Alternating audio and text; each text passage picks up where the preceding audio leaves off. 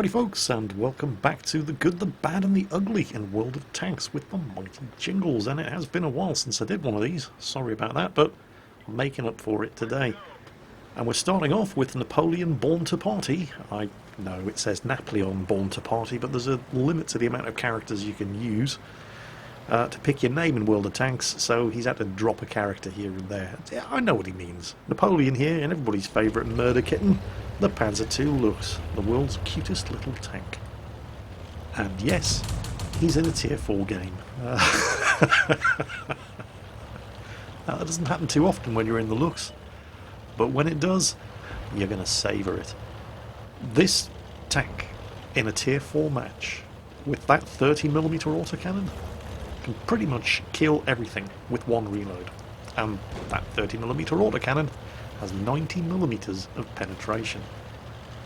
I figure I've said everything that really needs to be said about the Lux at this point. You get this thing into a tier 4 game and it's hell on wheels. And Napoleon has managed to get this thing into a tier 4 game. So the sky's the limit. If you're any good, of course, the Lux can be difficult to control. I can remember way back, long before this 30mm autocannon was added to the tank, that you basically had a choice of a selection of 20mm autocannons or the 50mm anti-tank gun. And if you wanted to fit the 50mm anti-tank gun, you had to have the upgraded turret. Now the upgraded turret on the Lux does come with a lot of benefits. It adds more health to the tank, increases the view range of the tank, but it also considerably adds to the weight of the tank, as did that 50mm gun, which was hopelessly inaccurate. If you wanted to use... oh, hold on a second. There goes his commander. That was unfortunate. You notice he's not just blasting away at the front of this tank, he's taking his time between bursts to ensure that they all hit, and he very, very nearly killed that guy. This upgraded turret also doesn't turn as quickly as the 20mm turret.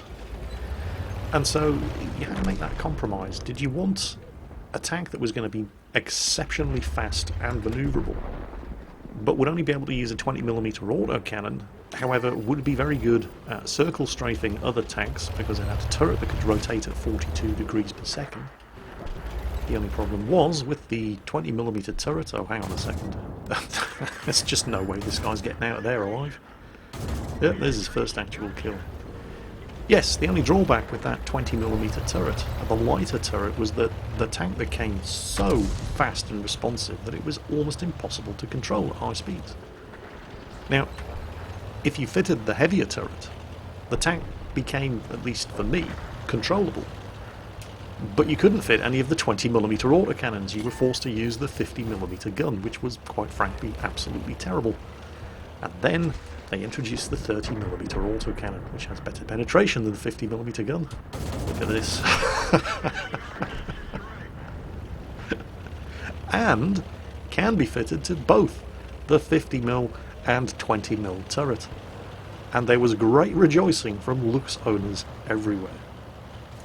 You see, I drive the Lux with this 50mm upgraded turret, not because it gives me a little bit of extra health, not because it gives me a little bit of extra view range, but because the added weight of that turret makes this tank controllable in a way that it just wasn't with the lighter turret and the top engine. When they introduced physics into World of Tanks, Lux drivers everywhere were constantly flipping this tank over.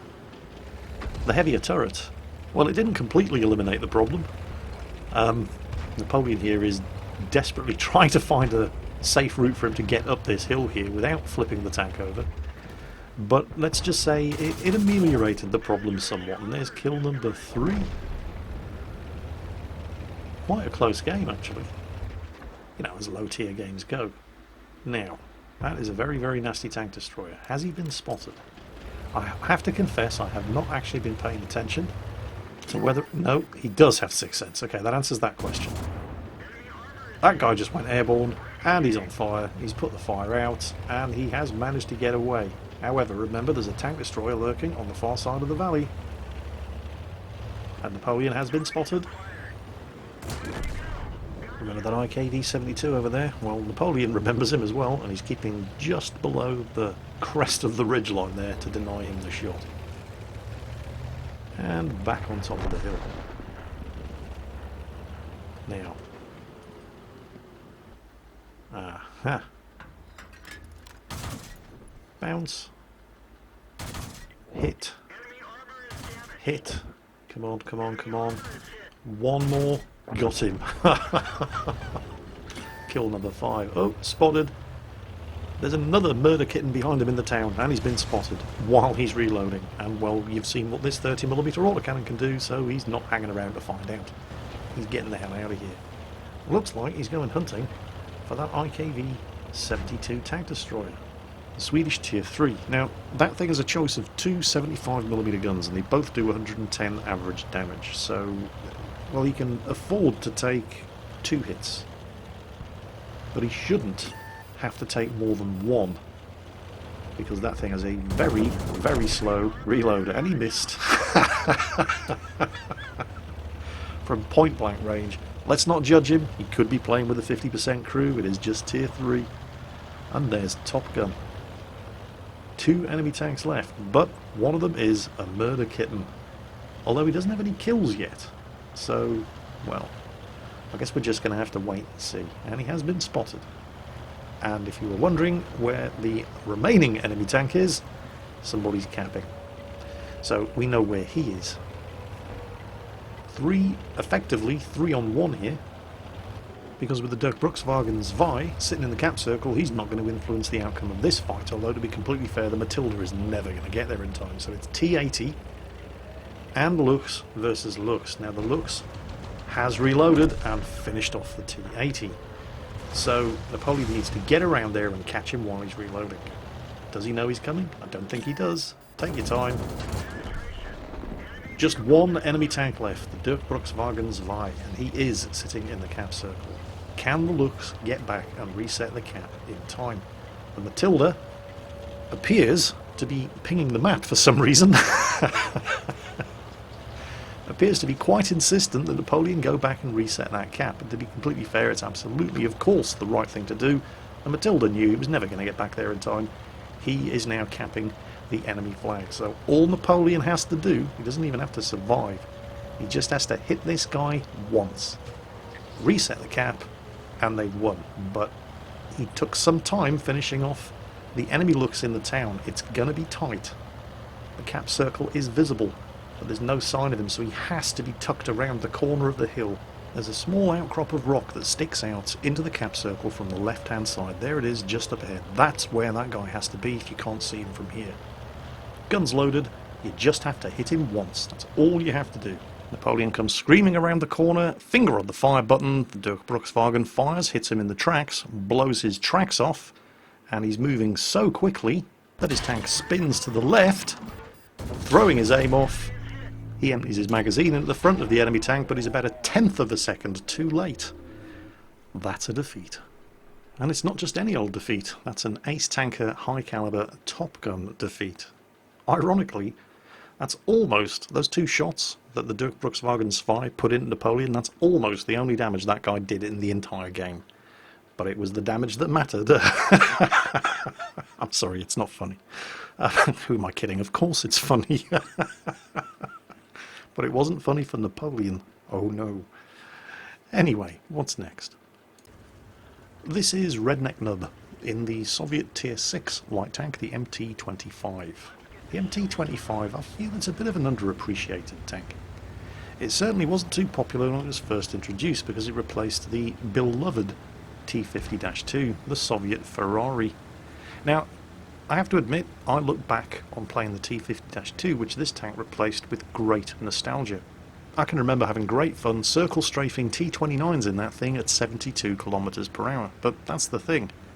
You could do that before physics were introduced into World of Tanks. If you try doing that in any tank fast enough now, you'll flip the tank over. And because the MT-25 replaced the T-50-2 almost immediately after physics had been introduced into World of Tanks, I think that, well, it gets a bit of a bum rap. You were never going to be able to do the same things in this tank as you could in any machine capable of moving at 72 km per hour in a game where the tracks magically stuck to the ground because there was no such thing as proper physics. That's not the MT-25's fault, and to be completely fair, it kind of looks like a T-50-2 that somebody stepped on and squashed a little bit. It's a lot more squat than the T-50-2. So it is able under physics to pull off the kind of manoeuvres that the T50-2, if it were in the game right now, just wouldn't be able to do. And it is fast. It's got the same 72 km/h top speed. The view range, however, is the lowest of any of the Tier 6 light tanks. It's not really a passive bush scout. It's a particularly good active scout, but it does come with some limitations. The suspension is, well, you can see it right there.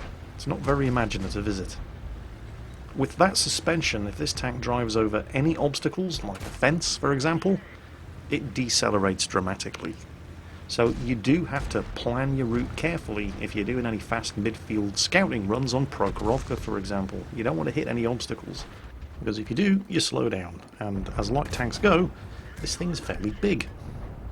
The gun, however, is pretty nice. The top gun, which you can see Redneck Nub here using, is the 57mm. It's exactly the same gun that you can equip on the T-34 Tier 5 medium tank. The difference is... oh crap, it's a Tiger. This is a nice gun. Very, very high rate of fire. The stats on this gun across the board are better on this tank than they are on the T-34 at Tier 5, but that's still a Tiger. You don't want to be facing him in a light tank without some backup. Luckily, he does have some backup. I was looking at this T-29, by the way, driving right into the middle of this crossfire, and I thought he was doomed. We took a big hit right off the bat, and yet he survives. And that surprised me, at least until I saw what's going to happen in about a minute, and then suddenly it all kind of made sense. This gun, by the way, has 110mm of penetration, so it can get through a Tiger's frontal armour. It only does 85 damage per shot. This little tracking shot there, and then closes in, and artillery takes the kill. A little bit late artillery, but hey, well, what the hell. At least we kept the Stridsvagn 74 alive. This gun, however, has a rate of fire of over 80 rounds per minute, and it's not an autoloader. Oh, here it comes. Watch this. Oh crap, it's a Panther. Puts a shot at the Panther. Panther seems to be AFK. Puts a couple of shots into the back of the KV-2, drives right past the T1 Heavy and the AMX-12T. What the hell did I just watch? Were they not paying attention? He decides to try his luck again. This time, however, now that we know the Panther is AFK, he just auto-aims. And he's unlucky to not ammo rack the Panther, by the way, because with the auto-aim at this range, you notice he's putting the shots right into the side of the hull below the turret. That's where the ammo rack's located. Kills the Panther. Let's see if they're paying attention. And it looks like the T1 Heavy is actually paying attention to what's going on. But he's the only member of the enemy team who is, and he only gets to do 2 shots worth of damage before he's dead. Is the KV-2 paying any attention to what's going on around him? And that would appear to be a no. I couldn't believe it. Redneck Nub can't believe it either. He's so busy typing in chat about what he just saw that he almost flips the tank over. I've watched a lot of games of World of Tanks, as I'm sure you can probably imagine, and I can't remember ever seeing such a breathtaking display of a complete lack of situational awareness on behalf of the enemy team. Which explains why the T-29 that drove into the middle of the crossfire there survived as long as he did. Well, I have seen a complete lack of situational awareness on that kind of scale before, but it's usually artillery sitting there camped in the corner of the map, completely unaware that there's a light tank pumping shot after shot into their arses as they're sitting there in their top-down view, completely oblivious of what's going on around them. I've never seen it in a collection of proper tanks before on that kind of scale. That was unbelievable. I think it's fairly safe to say that Redneck Nub's team have got this game in the bag. There's only a VK and a pair of artillery left, and one of the artillery has just been spotted, and he's not going to last very long. There's one, and he's dead.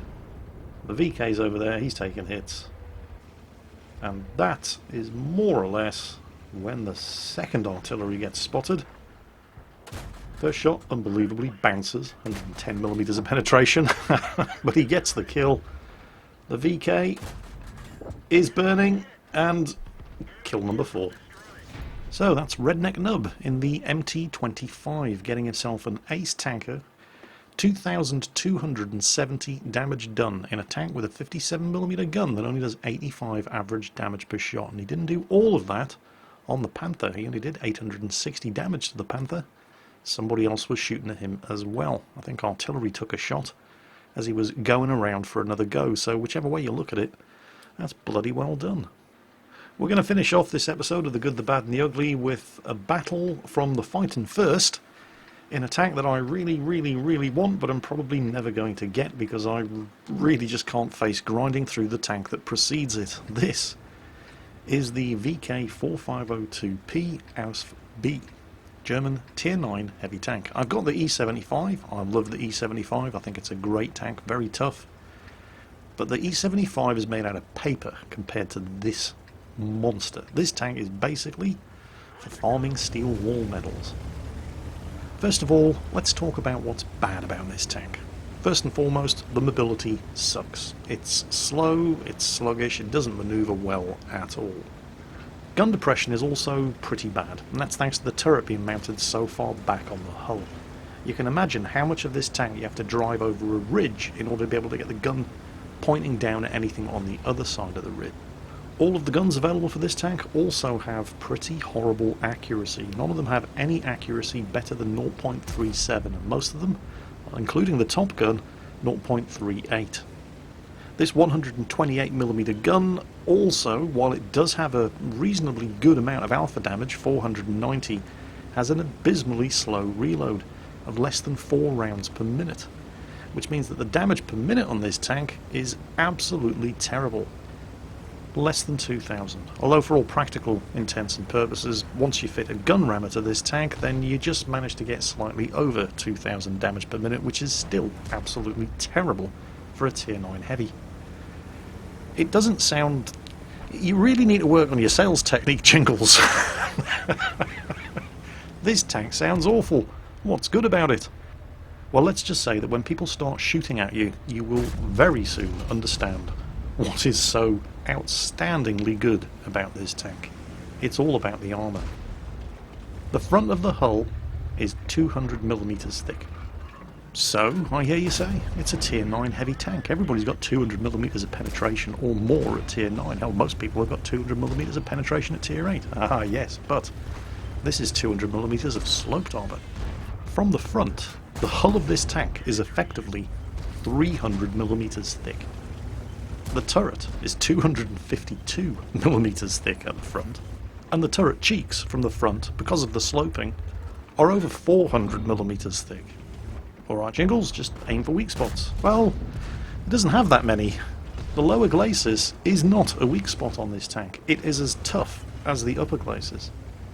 The ball machine gun port at the front of the hull isn't a weak spot. It's exactly the same thickness as everywhere else on the front of the tank. There is a tiny driver's viewport at the front, but it's a minuscule target. From the front, the only real way you're going to penetrate this tank is if you manage to snipe the commander's cupola. I am reliably informed by owners of this tank, I can't say so myself because I don't have it and I'm probably never going to have it, but I am reliably informed that there is nothing more satisfying in World of Tanks than driving this tank straight into the enemy and listening to the sizzle of premium ammunition bouncing harmlessly off the lower glacis, or pretty much anywhere off the front of this machine. Look at this poor Emil. He's so incredibly screwed. Although Fighting First might want to watch out. He doesn't want to push him all the way out there because the side of this tank is only 100mm thick. And unlike the front of the tank, the side is as flat as a witch's tit. And there you go, he did get penetrated on the side. However, all of these effective armour values that I'm talking about are assuming that the tank is facing directly towards you. And that's rarely going to be the case, because if you were to angle this tank... Oh, hang on a second, see where the T-34 is going to shoot him. Oh, he's pointing down into the hull, he's going for the driver's observation slot. Yep, he did manage to score a hit. Well done, T-34.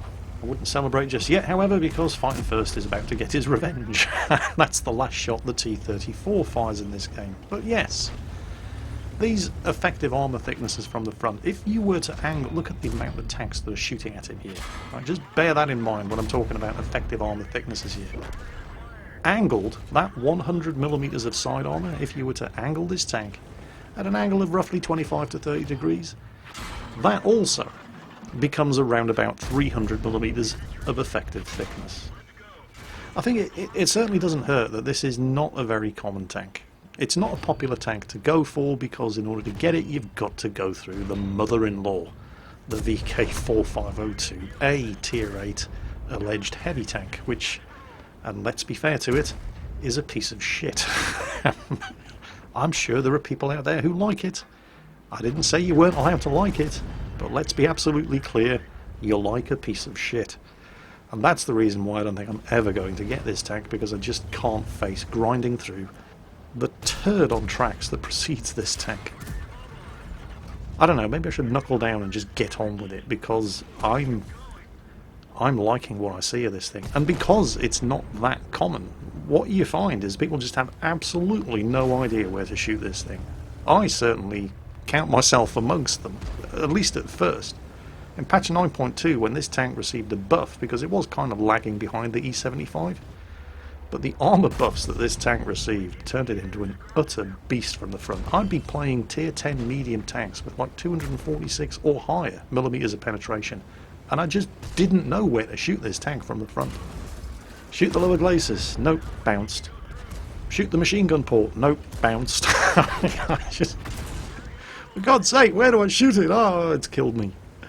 And that is the experience of most people when they come across one of these things. Unless you can get a nice shot into the side of the turret, and that is when these things are vulnerable. But that's when any tank is vulnerable. If you manage to get weight of numbers up against one of these things, it's going to go down, because it's got horrible rate of fire, horrible accuracy, horrible mobility. But if you insist on letting this thing fight you from the front, it's going to cause you some pain. I mean, look at this. Look at all the impacts on the machine gun port. No, it's not a weak spot, fellas. Stop shooting at it. No good will come of it. Now, no surprises, there's an Ace Tanker badge there for fighting first, and he's justifiably proud of this replay, and again, no big surprises, there's a steel wall medal there to go with a high caliber.